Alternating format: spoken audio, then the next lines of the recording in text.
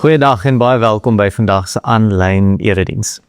Voordat ons aangaan met die diens, wil ek sommer 'n paar afkondigings deel. En die eerste een is dat ons nooi ons tienerouers na hierdie Sondag aand se aanddiens toe. Dit is 6:00 en dan na afloop van die aanddiens, as die tieners na hulle groepe toe gaan, nooi ons julle om in die kerk te bly waar 'n hoërskool tienersielkundige bietjie met ons gaan gesels oor die uitdagings wat oor ons pad kom as ons tieners in die huis het. Ons volgende afkondiging is dat as jy jou spaan of bak of iets by die bazaar vergeet het, asseblief kom haal dit voordat ons dit skenk vir die sopkombuis. Dan vanaf die 30ste Maart tot die 2de April het ons groot lydensweek wat oploop na Goeie Vrydag en Opstandingssondag. So hou asseblief die afkondigings dop om te sien wat alles gebeur in groot lydensweek. Die 11de Junie is ons wynveiling en ons is nog op soek na borge en lotte. En as jy dalk iemand ken wat 'n vakansieplek kan as 'n lot voorstel of aanbied, asseblief kontak vir Theo of kontak die kerkkantoor en kom help ons om hierdie lotlys vol te maak. En dan laastens het ons 'n groep tieners wat graag #Imagine toe wil gaan vanaf ons klapmutsgemeente. En dit kos R780 per persoon om #Imagine toe te gaan en dit sluit nog nie eers die vervoer in nie. So ons is op soek na mense wat hierdie tieners sal borg. Ons vra hulle net R100 want hulle het nie R780 om op hierdie naweek te gaan nie. En #Imagine is 'n wonderlike belewenis vir enige tiener om by te woon.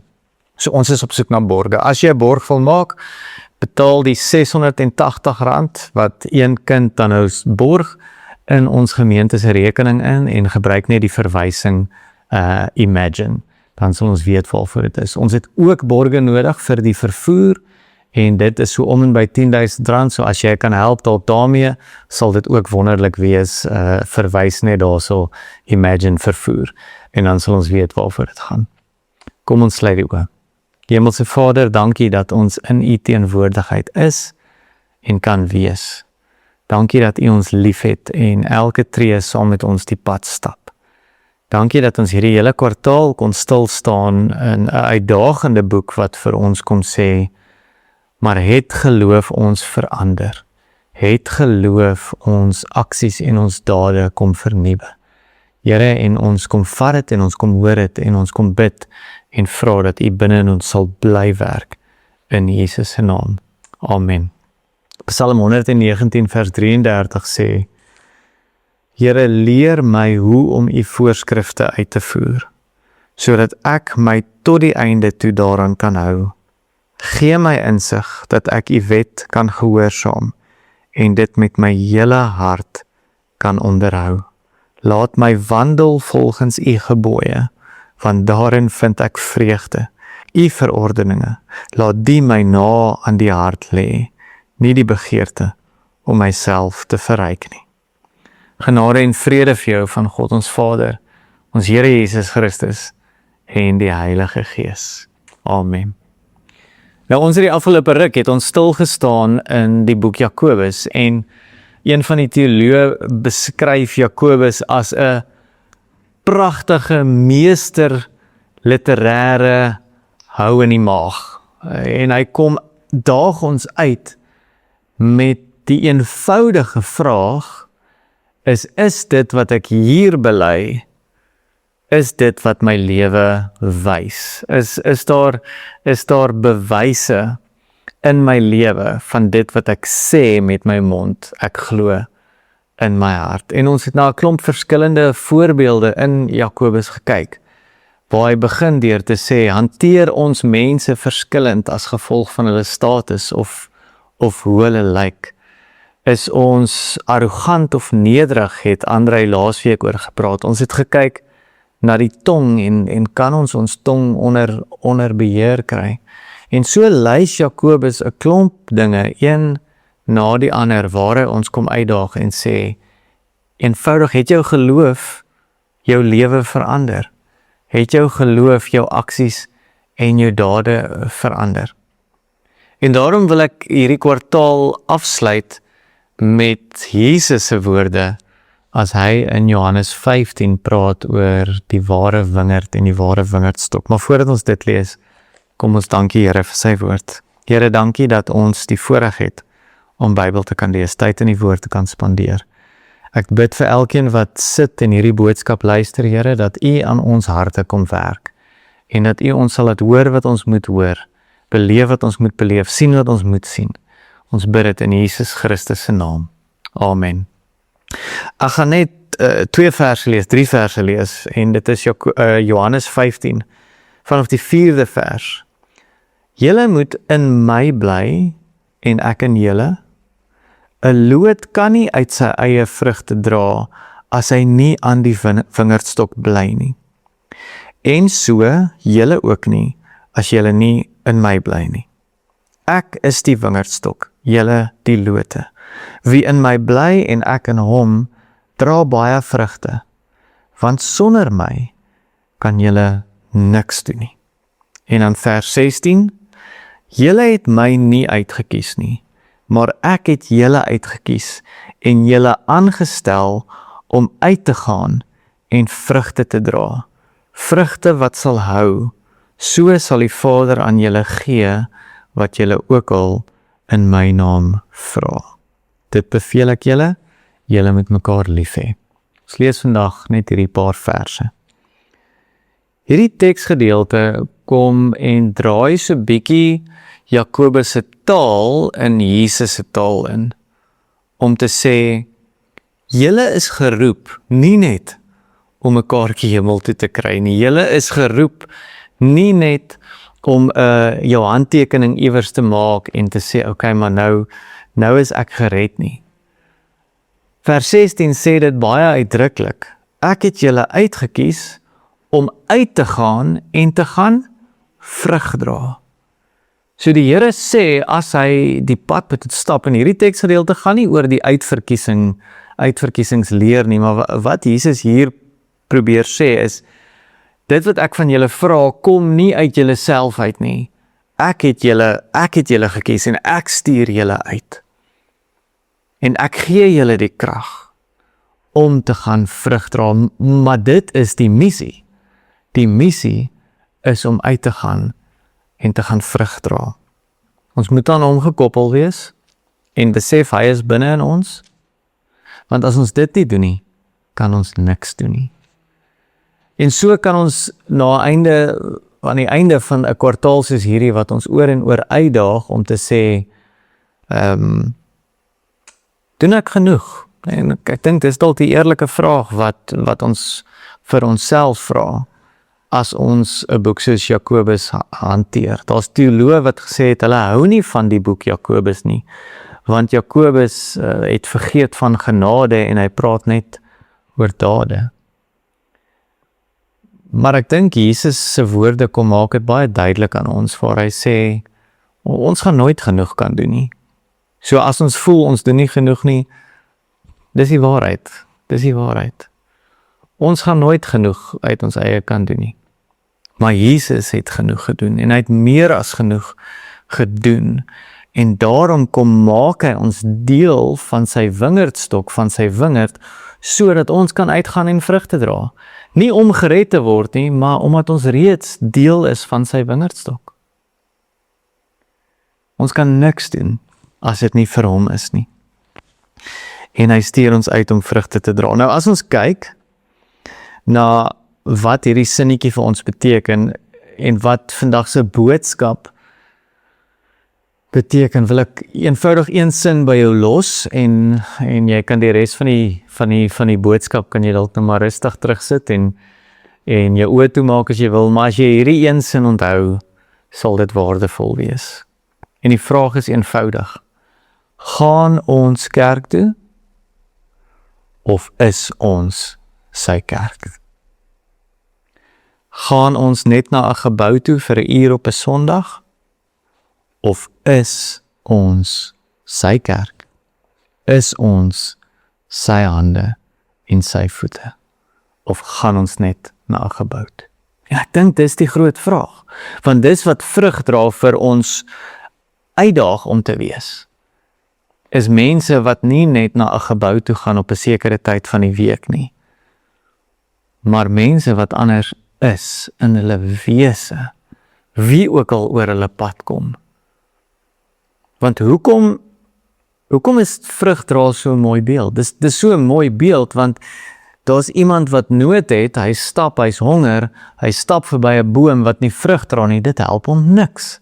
Hy stap 'n paar tree aan en hy kom by 'n boom wat vrug dra en dit verander alles. Hy is nie meer honger nie, hy kan 'n oomblik net ontspan, hy kan nie net sy honger les nie, sy maag versadig kry nie, maar hy kan dit geniet ook. En vrug dra vir ander mense se lewens. Kom ons kyk na 'n boom. Die eerste ding as ons aan 'n boom dink is die wortels. En Jesus kom sê dit bitter duidelik vir ons. Daar's geen manier dat ons gaan vrug dra as ons nie gewortel bly in Jesus Christus nie. Die Engels praat van die woord abide in me, Afrikaans bly in my en ek in hulle. En dis een van die mooiste beelde, né? Hy is om ons en ons kom uit hom uit, maar in dieselfde asem is hy binne in ons en werk deur ons. En daarom sê die vers, sonder my kan julle niks doen nie, want van buite en binne is ons omring deur hom. Albert Barnes het geskryf, elke mens sal uiteindelik die God in aanhalingstekens wat hy of sy aanbid begin naap. So die manier wat ons optree wys uiteindelik watter God ons aanbid. En ek gaan nou nie oordelend speel nie, maar jy kan dalk dink aan mense wat potensieel geld aanbid en jy sien dit in hulle optrede. Jy kan potensieel dink aan mense wat status aanbid en jy sien dit in hulle optrede. Jy kan dink aan mense wat hulle huweliksmaat aanbid en jy sien dit in hulle optrede. En Albert Barnes sê, die God wat ons aanbid gaan uiteindelik na 'n tyd uitkom in ons dade. So mag ons Jesus naap in ons dade, omdat hy die een is wat ons aanbid, mag hy die wortels van ons boom wees. Die volgende ding is die boomstam en die takke, en dit gaan oor ons motivering. Waar lê ons hart? Van waaruit kom hierdie moontlikheid om vrug te dra? En daar's eintlik net twee plekke waar hierdie motivering vanuit kan kom, en dis vrees en liefde. Vrees en liefde. En interessant genoeg het ons al baie keer vir mekaar gesê dat vrees is nie van die Here af nie, en vrees is nie van die Here af nie. Daar's tog veral in die Ou Testament hierdie konsep van om God vreesend te wees. En ons het in die verlede het ek al met verskillende mense gepraat en hierdie ding karring aan my, die konsep van God vreesend wees. Want ek hoor baie keer by mense dat dit beteken maar net om in verwondering van die Here te staan, of om 'n gesonde respek vir die Here te hê. Maar ek dink daar is iets meer aan dit, om God vreesend te wees, en ek dink dit gaan daaroor om te besef met wie ons besig is, as ons met God besig is. Kom ons kyk na Jesaja se ontmoeting met die lewende God. Jesaja 6 vers 3 sê, die serafs het mekaar telkens toegeroep, heilig, heilig, heilig is die Here die Almagtige. Die hele aarde is vol van sy magtige teenwoordigheid. Hulle het so hard geroep, dat die deure in hulle kusyne gerammel het, en die tempel vol rook geword het. Toe het ek uitgeroep, dit is klaar met my, ek is verlore. Elke woord oor my lippe is onrein, en ek woon onder 'n volk van wie elke woord onrein is. En nou het ek die koning gesien, die Here die Almagtige. Een van die serafs het toe 'n gloeiende kool met 'n tang van die altaar afgevat en na my toe gevlieg. Ek dink toe Jesaja hierdie beleef het, hierdie visioen gehad het, hierdie droom gehad het, was dit nie net 'n gesonde respek vir die Here gewees nie, dit was nie net 'n stuk verwondering van wie die Here is nie. Hy was angsbevange gewees, want Hy het die heiligheid van die Here voor hom gesien en hy het besef hoe onwaardig hy is om daar te staan en hy het eintlik net gesê, dis klaar met my. En ons iets van God vrees en daarin om in die teenwoordigheid van die heilige God te wees. So as ons praat oor wat is ons motivering, is dit hierdie balans tussen die liefde en die genade en die goedheid van God, maar in dieselfde asem soos die Here sê, hy sny die takke af wat nie vrug dra nie. En ek wil ook nie toets daarin nie. Ek wil nie die Here teleurstel nie. So mag ons motivering iets wees tussen die Here stuur my en hy motiveer my, maar in dieselfde asem, ek wil hom nie teleurstel nie. Hy vra my, die skepper van die heelal vra my om vrug te dra. En daarom moet ek dit doen. Want hy is God en ek is nie. En dis my motivering. En dan beweeg ons aan na die vrugte self toe. En die vrugte self leer ons baie duidelik, is nie die dingetjies wat ons doen nie. Baie keer hoor jy dat die vrug wat ons sien is soveel mense het tot bekering gekom, of die vrug wat ons sien is soveel donasies wat by die kerk ingesamel is, of soveel mense wat eredienste toe kom. Dis die vrug wat gesien word. Maar as ons kyk wat Paulus in Galasiërs 5 vers 22 sê, gaan die vrug wat ons dra eintlik minder oor die spesifieke dinge wat ons doen, maar baie meer oor die mens wat ons hier diep in die binnekant is. Want die vrug wat ons dra is liefde, vreugde, vrede, geduld, vriendelikheid, goedheid, getrouheid, nederigheid en selfbeheersing. En om die vraag te antwoord, dra ek vrug in my lewe, is eintlik so eenvoudig, maar so ook net so ingewikkeld soos is hierdie dinge in my lewe. Liefde, vreugde, vrede, geduld, vriendelikheid, goedheid, getrouheid, nederigheid, selfbeheersing. En as dit is ons besig om vrug te dra, en as dit nie is nie, dan moet ons op ons knieë voor die Here kom en sê, Here, help my om weer vrug te dra. So is ons geplant, is ons wortels in die Here, is ons motivering uit 'n plek van liefde en gesonde godsvreesendheid, en dra ons vrug in die mens wat ons is, nie noodwendig die dade wat ons doen nie, maar die mens wat ons is. En ek moet saam met jou vandag bid, en vir die Here vra, Here, maak my meer liefdevol, maak my meer vreugdevol, maak my meer geduldig, maak my meer nederig, geef my selfbeheersing. Dan gaan ons bid, dat die Here se vrug in ons al hoe beter sal word. Kom ons lei die oor. Hemelse Vader, daar is soveel kere wat ons dingetjies doen om ons eie gewete te sis. Maar ons besef vandag dat U vir ons vra om anders te wees, die mens wat ons is te verander. En vrug te dra deur ons hele wese, soos wat U dit al aan Abraham verkondig het. U kom gee ons die opdrag, Here, om vrug te dra, en ons wil U nie in dit teleurstel nie. Ons sien wie U is, ons kniel voor U neer, en ons sê, Here, help ons om vrug te dra. Maak ons meer liefdevol, maak ons meer geduldig, gee vir ons meer vreugde en vrede en sagmoedigheid. Here, kom gee vir ons nederigheid en selfbeheersing. In Jesus se naam. Amen. Dankie dat jy ingeskakel het by vandag se aanlyn boodskap. En mag jy hierdie week gaan en vrug dra deur die mens wat jy is. Ontvang die seën van die Here.